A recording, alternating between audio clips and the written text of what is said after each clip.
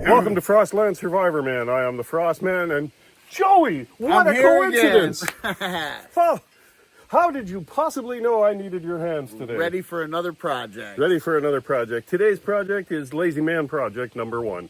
We're going to show you how to find a slow leak in a tire. Now there's 3 ways you could fix this. You could buy a brand new tire and not deal with it. You could take it to the shop and have them fix it. Or you could just do it yourself and see what we can do. We're going to go for that option today. Okay, so the first problem is, because it's a slow leak, it's much easier for me to just pump the tire up and not worry about it. It's not putting the vehicle out of service. It's just inconvenient. It's not unsafe. You're not going to get stuck anywhere. Exactly. However, what inevitably happens is, see, as I've gotten older, my ego makes plans for the day, and my body sits in a lawn chair with cold lemonade and says, go to it, ego. As a matter of fact, start without me, I'll be there in a bit. So today, we're going to show you a foolproof method to find it. Now, let me make sure that you understand this. Finding a slow leak is not easy. Even with this method, it doesn't make it easy. It makes it work. We're going to find where the problem is. Because, as my grandfather used to say to me, a well-defined problem, son, is half solved. Until you know what the problem is, you can't make a plan to fix it.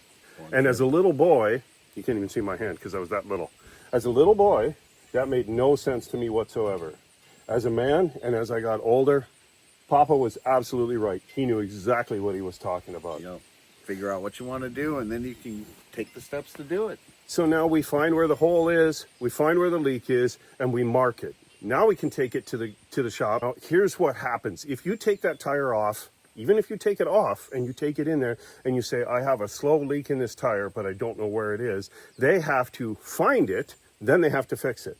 And a lot of times when they have to find it, they're going to keep that tire until they have time. And one thing that is not prevalent in most repair shops is time.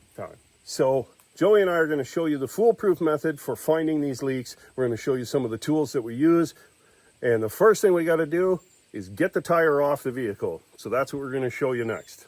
All right. Well, since I know very little about the tires, but I do know the first part, the first thing that we have to do is get the tire and rim off the vehicle. In the trunk, underneath every vehicle, you're going to see one of the scissor jacks like this.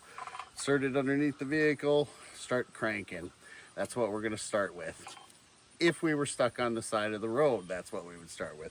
We're going to use the big 3-ton jack to make this just a little bit easier and quicker on us.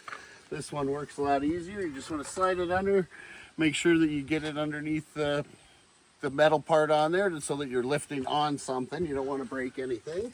Each vehicle nowadays has along the side of the unibody frame a spot where the jack goes. It only goes in that one spot. So make sure you find that spot. And that's exactly what Joey's doing right now.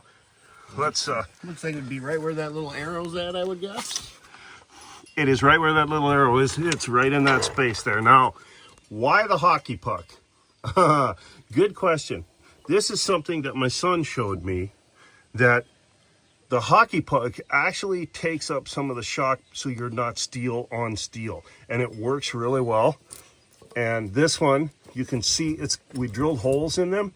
That gives them a relief. So the hockey puck itself actually will collapse a little bit and allow it to sit on there, kind of like a coaster under a cup. Okay, so Joey's going to tighten the handle, turn it all the way to the right, all the way to the left is loosening. And this bigger jack, all he wants to do is take the weight of the vehicle off the tire. He wants the tire touching the ground. It makes taking the lug nuts off so much easier. And that'll about do it. And then he's going to use the impact and the impact sockets. And I think that's a 19 millimeter, Joey. And it's pretty cool watching Joey do all the work, isn't it, folks? Let's leave that in the comments more frequently. Joey should do all the work. I like that. And you can see here that Joey is just taking them. He's not taking them off. He's just taking them loose. Now you see how it moved because the weight is on the jack. So now we got to pick it up a little more. Up we go. Tire comes off the ground. And I was not going to take video of this part, but I have to because when Joey uses it, the impact makes such a cool noise. That'll do it. Haha, that's so cool. on the air impact, it goes boom, which is really fun. Now the way that we're going to do this is you have to submerge the tire. You have to put it in a bath of some kind. Here's what I don't recommend.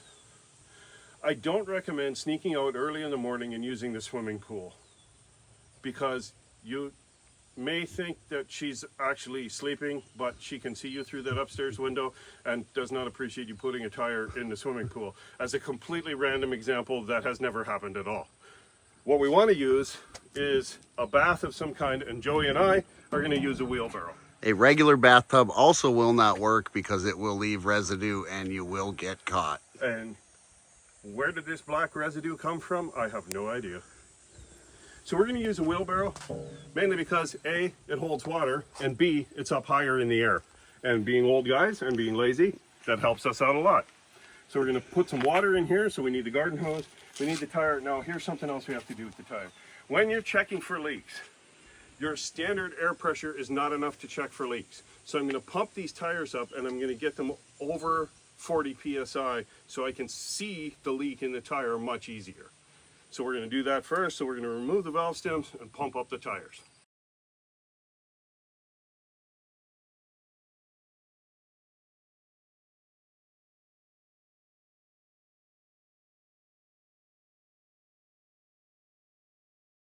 Okay, so we have our tire pumped up, we have our wheelbarrow with water. The first thing you want to do is take the valve cap off the valve stem. Right here, this is the tire valve, okay? We want to take the cap off, and the reason for that is inside here is a replaceable core. Your valve core inside there could be bad. So we want to take this off to make sure that the valve core isn't bad and that's not where it's leaking. Your valve stem also can be bad. The valve stem sides can break, and that can be the reason for your slow leak. Also, what I think is most likely on this tire is it's the bead.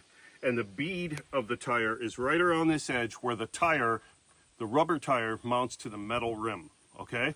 Right inside here. So we're going to start with the valve stem down on the very bottom. We're going to put the tire in the bath. And now comes the very easy part, Joe. Now we wait. Watch for bubbles. Now, at this point, if it were the bead, we should have already seen bubbles. If it were the valve stem, we should have already seen bubbles.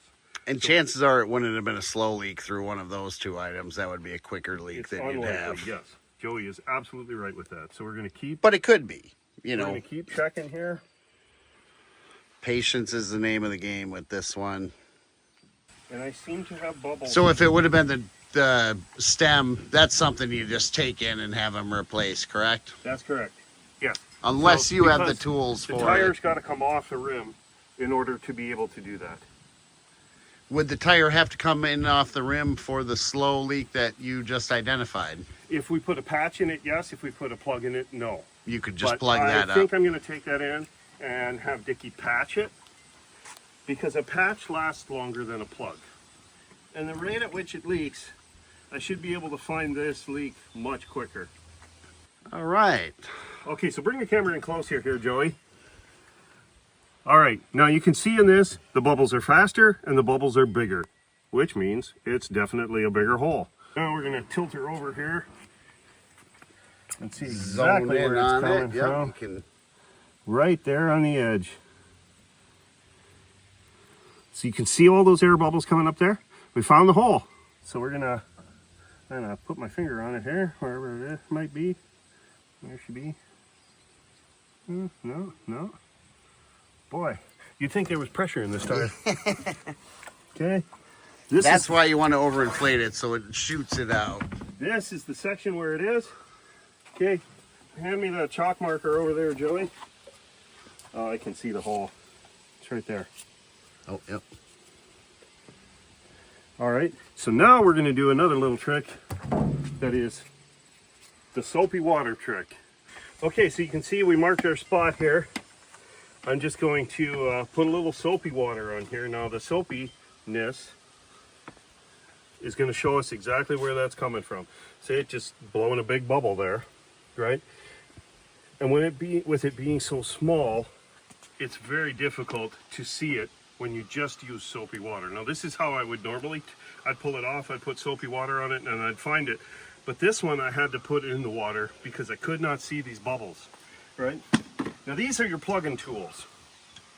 Okay, so you have your reamer and you have your plugger. And I highly recommend the T-handles or the gun handles. The screwdriver handles aren't good enough. Need to get some pressure in there.